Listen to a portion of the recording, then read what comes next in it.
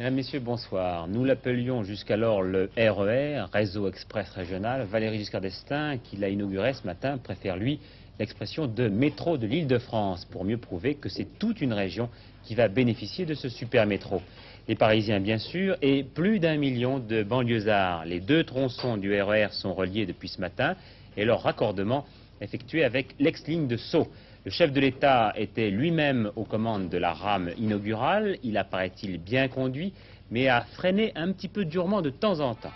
Les spécialistes politiques, eux, auront relevé qu'après ce petit bout de conduite, le président s'est isolé, comme vous le verrez tout à l'heure, avec le maire de Paris, dans un compartiment de deuxième classe. Un dialogue qui n'a quand même que peu de rapport avec celui d'hier à l'Élysée.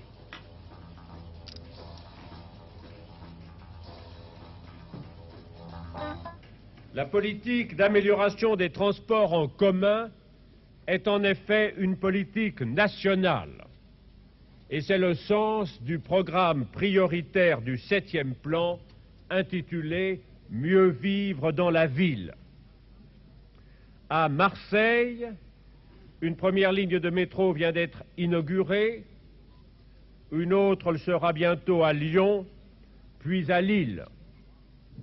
Dans les villes moins grandes, c'est le développement et la modernisation des réseaux d'autobus qui doivent avoir la priorité.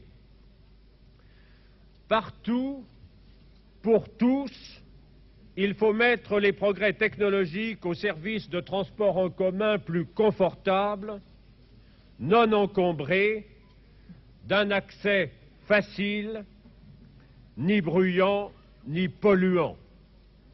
Des transports collectifs qui ne soient pas le recours des plus défavorisés, mais un outil moderne au service de tous, utilisé par tous. Tout justifie en effet que, loin de permettre dans les villes un usage immodéré de la voiture individuelle, nous donnions la priorité au transport collectif.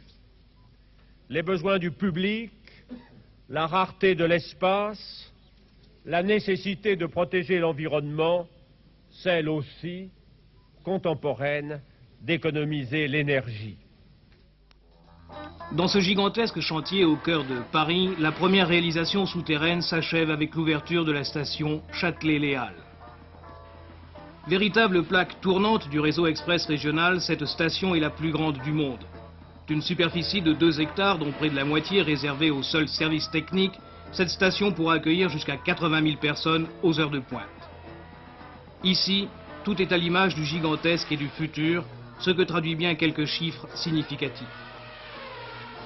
52 escaliers roulants, 120 caméras de télévision qui surveillent constamment la station, qui est en outre ventilée par 2 centrales, traitant chacune 1 million de mètres cubes d'air à l'heure.